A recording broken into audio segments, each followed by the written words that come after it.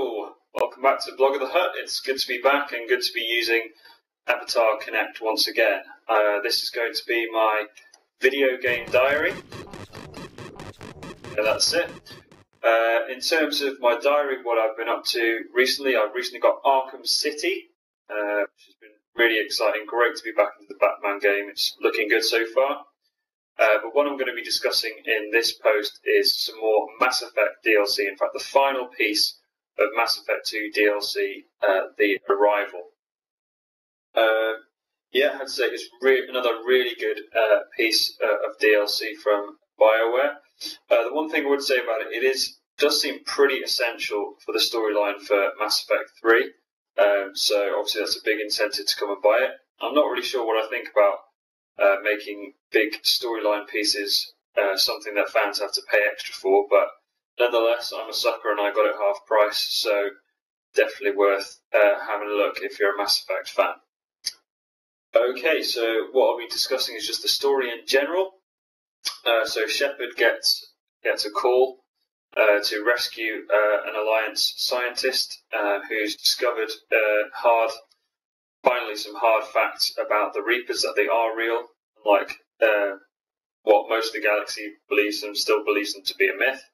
And he goes and tracks her down, and I'll get into the story a bit later.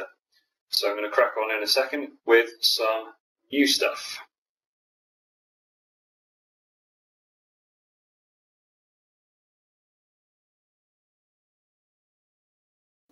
Okay, so new stuff. Well, we've got a few new characters. Well, actually, the first one is a familiar character, which is Admiral Hackett, who, if you've played the first game, you heard his voice a lot of the time. He offered you side missions for the Alliance. Now, he hasn't really appeared in Mass Effect 2, because obviously you're working with Cerberus now, but he does show up in this pack to offer you the mission of rescuing our next character, which is Amanda Kenson, who is both a scientist and a Alliance scientist who's been captured by the Batarians in their planet, and she's actually uncovered evidence that the Reapers are real and that they do need, of course, stopping.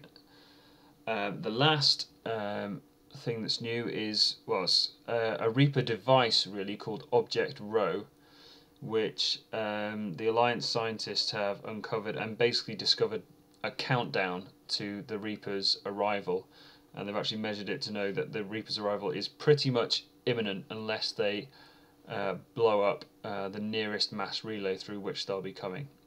So that's obviously part of the story, so I'll get on and tell you about that now.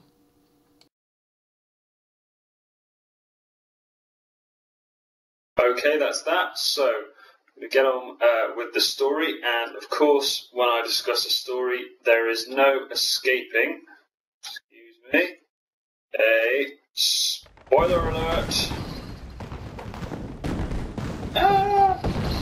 So let me go through the story. So Shepard gets a call, and he's been sent to rescue a scientist, Amanda Kenson, from a Batarian prison. So he's rescued her, and she's found some definite proof that the Reapers exist, and more than that, they are in fact on their way, and they're going to be entering through a mass relay near Batarian space. So Shepard teams back up with her and goes to her project base and discovers their plan is to ram an asteroid directly into the mass relay, blowing it up and buying the galaxy some time before the Reapers finally do arrive.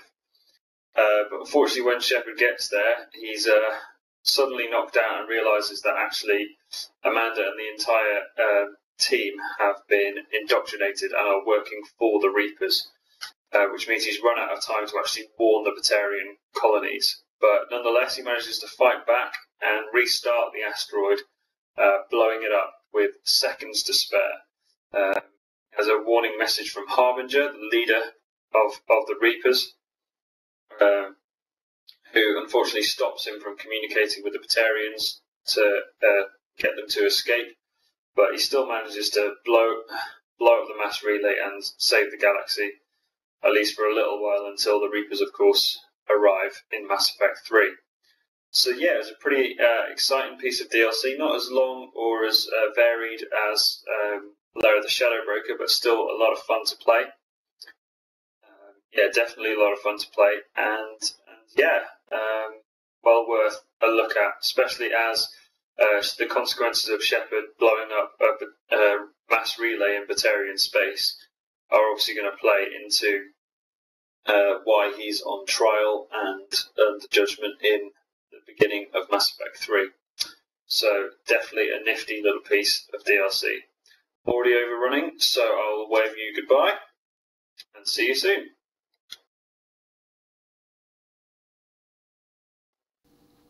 Oh, and when I say a scientist who's also a scientist, I actually mean a secret agent who's also a scientist. Okay.